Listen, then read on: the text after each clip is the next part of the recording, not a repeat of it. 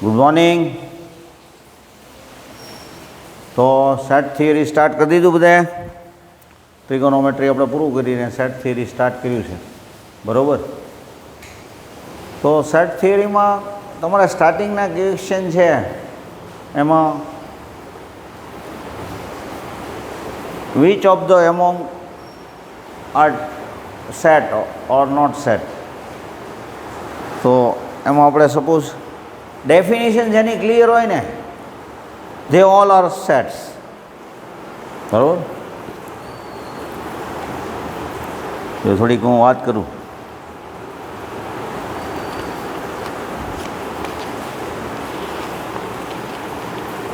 (1.1) exercise.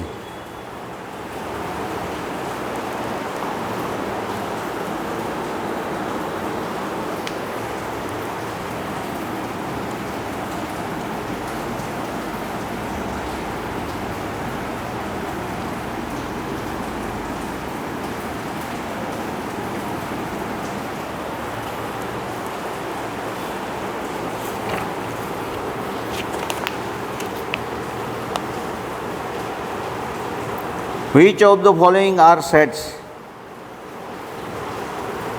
The collection of all months of the year,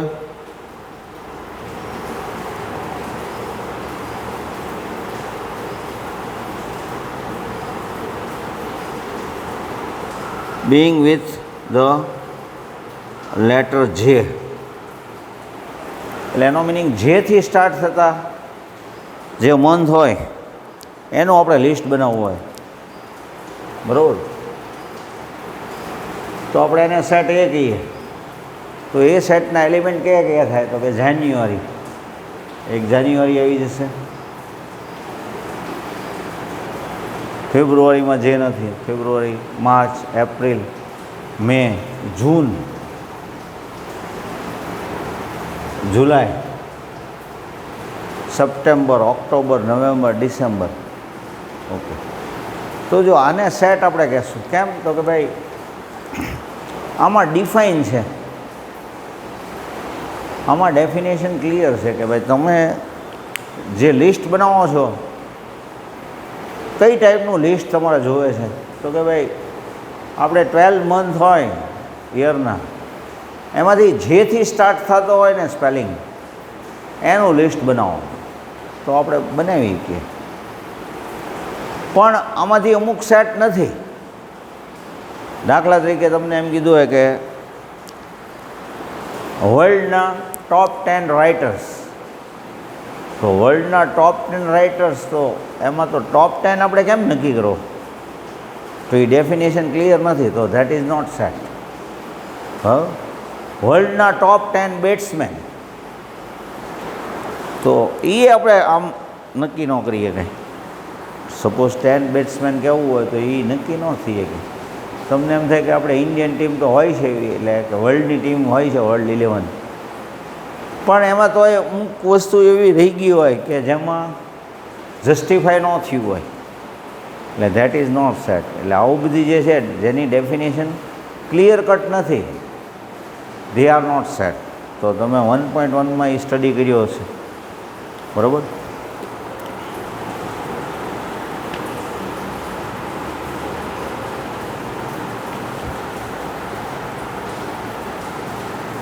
Second example, A equal to, set A equal to 1, 2, 3, 4, 5, 6.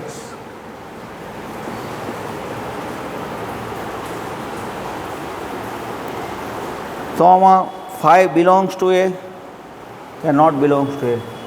તો 5 belongs to A. 7 belongs to A કે not belongs to? તો 7 not belongs to A, બરાબર. અને belongs to એવું બોલશું. 5 belongs to A, 5 element છે એ set એમાં છે, તો કે યસ. 6 તો કે છે. 7 તો કે 7 not belongs to A. 0 not belongs to A. હવે તમને કોઈ એમ કે is it true or false? 5 belongs to A. આમ તમને કહેતો તો ટ્રુ તો કે નહીં, નોટ ટ્રુ. હવે તમને એમ થાય કે આને આપણે યસ કીધું, આને પાછું હું નો કહું છું, તો કે જો આમ હોય તો 5 as a element, 5 is a element, તો 5 બિલોંગ્સ ટુ એ. પણ સેટ 5, તો set 5 not belongs to A. Set 5 not belongs to A. પણ તમને આમ કીધું હોત તો set 5 is a subset of A, તો એ ટ્રુ છે, તો આ રાઈટ છે પાછું. ઓકે, આને તમે રોંગ કહો છો, આને રાઈટ કહો છો. તો અહીંયા સેટ 5 છે એ એનો એલિમેન્ટ નથી, 5 is a element of A. બરાબર, સેટ 5 છે એવું કીધું હોય તો સપોઝ એમ કહું, suppose B set equal to 5 અને એ સેટ 1 2 3 4 5 6, તો B is a subset of A કહેવાય. બી બિલોંગ્સ ટુ એ કોઈ કહેતો તો B not belongs to A, B not belongs to A. B set છે એ એનો એલિમેન્ટ નથી, બીના બધા એલિમેન્ટ છે એ એના એલિમેન્ટ છે, એટલે B is a subset of A. પણ સપોઝ તમને આવું આપ્યું હોય, તમને આમ કીધું હોય કે set A equal to 1 2 3 4 5 6 and B equal to 5 6. આમ જો ભાઈ, તો અહીંયા તમારે શું કહેવું પડે? તો અહીંયા તમારે બી બિલોંગ્સ ટુ એ કહેવું પડે. અહીંયા B belongs to A is true. B is a subset of A, તો કે not. B is not subset of A. બરાબર સમજજો. બરાબર, બી ઇક્વલ ટુ 5 6, તો 5 6 સેટ 5 6 છે. બરાબર, તમને એમ કે 1 બિલોંગ્સ ટુ એ, તો કે yes. 2 belongs to A, yes, આ બે ટ્રુ. 5 બિલોંગ્સ ટુ એ, તો કે નો, 5 નોટ બિલોંગ્સ ટુ એ. 5 અને 6 નો સેટ છે એ એનો એલિમેન્ટ છે. બરાબર, તો આના ઉપર તમે થિંકિંગ કરજો. બરાબર,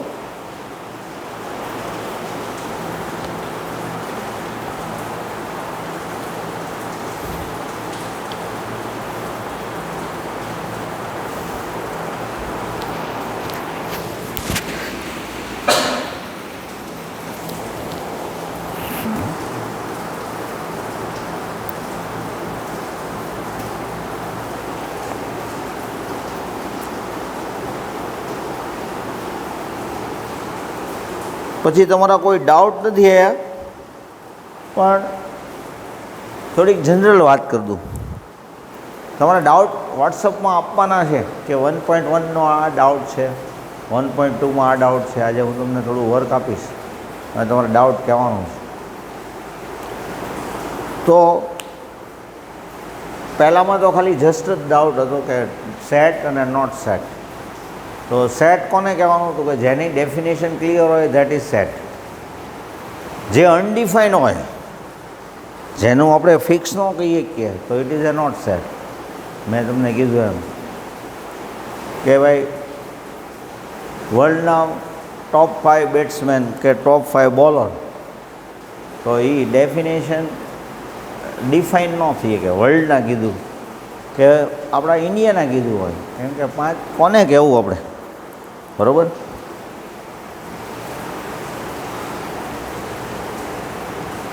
ફાઈવ ઓથર, આમાં એવા 1-2 એક્ઝામ્પલ છે. It is not set. બરાબર, હવે બિલોંગ્સ ટુ સબસેટ થોડુંક સમજાઈ ગયું તમને.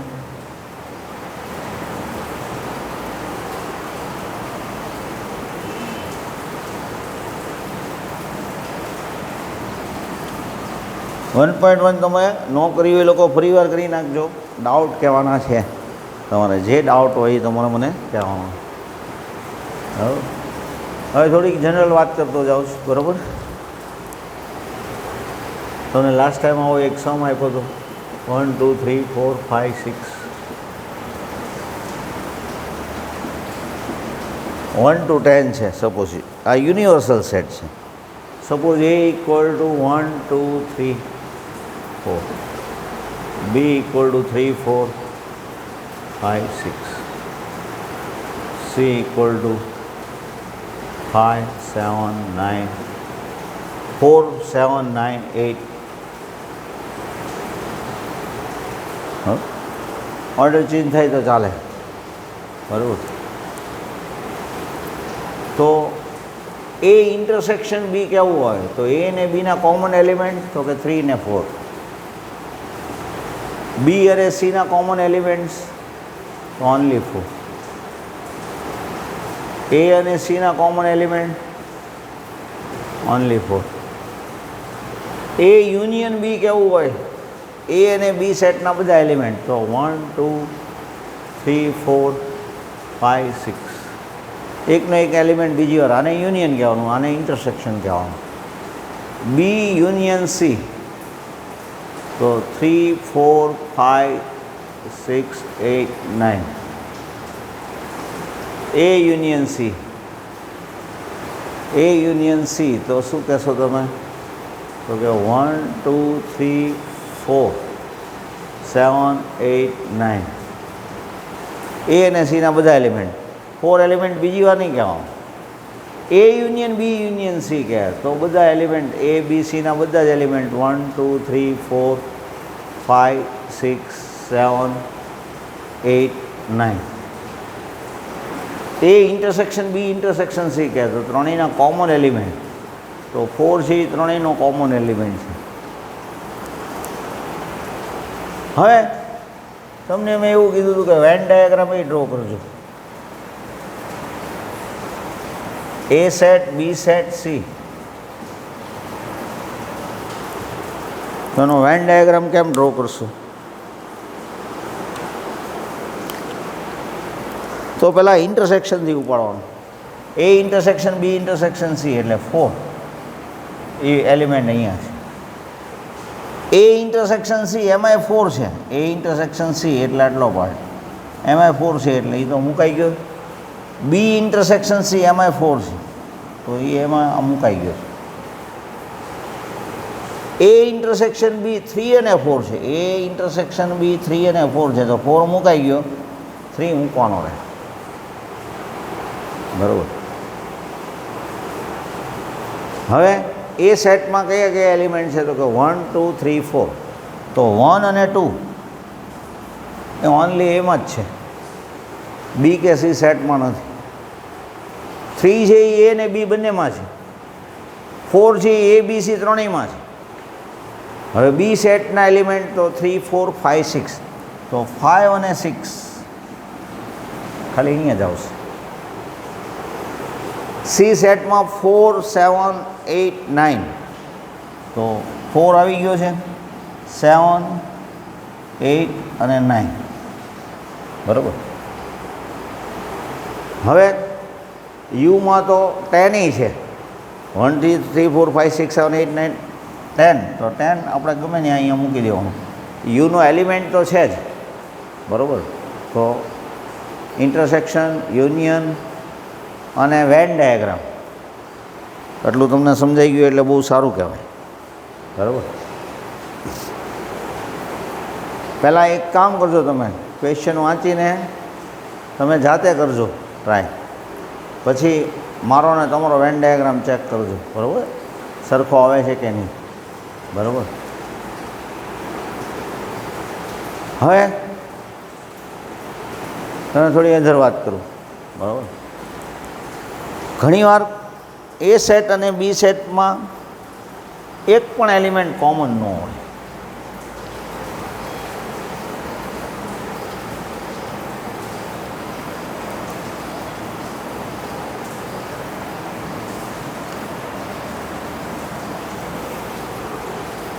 Suppose B set equal to 5 6 છે,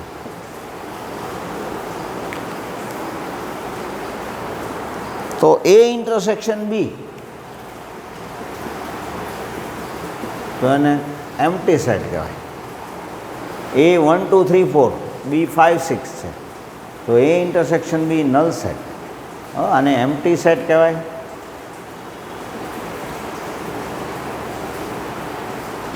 અથવા નલ સેટ કહેવાય, અથવા વોઇડ સેટ એવું કહેવાય. આનો બીજો સિમ્બોલ આવો છે, પાય. આપણે જેમ પાય આવે, આ પાય છે, એમાં ફાઈ છે. ફાઇવ નહીં, phi.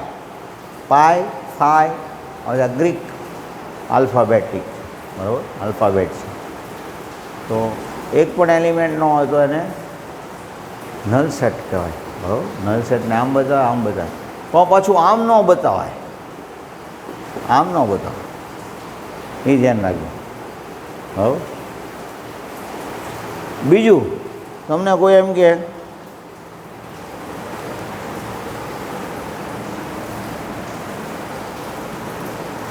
find all subsets of set A. તો જો એ સેટમાં 1 2 3 4 છે.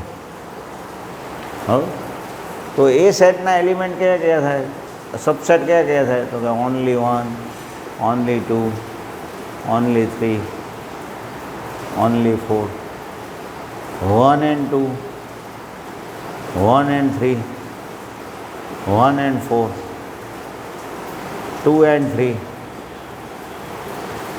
2 and 4, 3 and 4. ઓબેનું ગ્રુપ આવી ગયું. હવે 3 3નું ગ્રુપ 1 2 3, 1 2 4, 2 3 4, 1 3 4. હવે જો આપણે 3માંથી 4માંથી કોઈ પણ 3 3 લેવાના છે, તો આટલા પેર થશે. પછી 1 2 3 4 એ આવી જાય, અને નલ સેટ એ આવી જાય. નલ સેટ કોઈ પણ સેટનો સબસેટ હોય. નલ સેટ છે એ કોઈ પણ સેટનો subset. Null set is a subset of every set.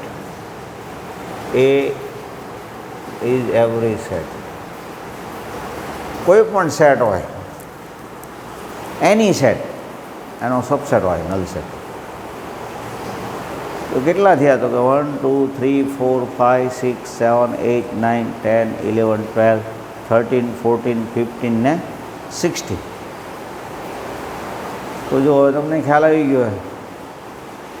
તમને આમાં મિસઅન્ડરસ્ટેન્ડિંગ એ થાય કે 4:2 કહેવું કે 2:4 કહેવું.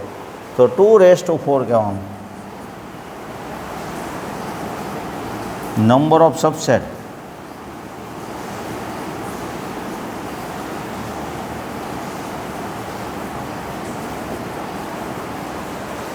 થ્રી એલિમેન્ટ લેશો તમે, બરાબર, તો સબસેટ 2:3 થશે. હવે સપોઝ તમે P = 15 16 17 આના સબસેટ લખજો, તો 2:3 એટલે 8 સબસેટ આવશે. આના સબસેટ લખશો તો 2:2. એનો meaning 2 number of set.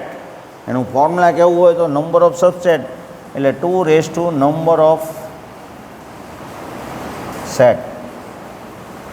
2 number of set. કેટલા નંબર છે? તો કે સેટના 4 એલિમેન્ટ છે તો 2:4. સેટમાં 2 એલિમેન્ટ તો 2:2. સેટમાં 3 એલિમેન્ટ તો 2:3. તો આપણે નંબર ઓફ સબસેટ કહેવાનો હોય, ખાલી નંબર જ કહેવાનો હોય. લિસ્ટ બનાવવાનું હોય તો આખું બને, અને એના સેટને પાવર સેટ કહેવાય. બરાબર, નંબર ઓફ સબસેટ એને આપણે પાવર સેટ કહેશું.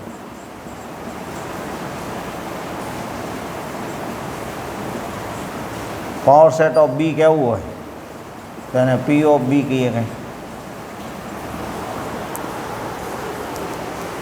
બી સેટના આપણે વિચારીએ બી સેટમાં કયા કયા સબસેટ થાય, તો બી સેટના એકલો 5 આવશે, 6, 5 અને 6 અને નલ છે. એનો આપણે સેટ બનાવીએ તો it is a power set. તો પાવર સેટનો મિનિંગ શું થયો? તો કે all set of all subset of set is called power set. Power set છે એ બધા સબસેટનો સેટ છે, બરાબર. આનો હોમવર્ક કરતા હોજો તમે 15, 16, 17, અને તમે હવે એક્સરસાઇઝ સ્ટાર્ટ કરી દેજો 1.1, 1.2, 1.3, બરાબર. ઓકે, વર્ક કરીને તમારે વોટ્સઅપમાં મને ડાઉટ કહેવાના કે 1.1નો આ કરાવો, 1.2નો આ કરાવો, બરાબર. Thank you.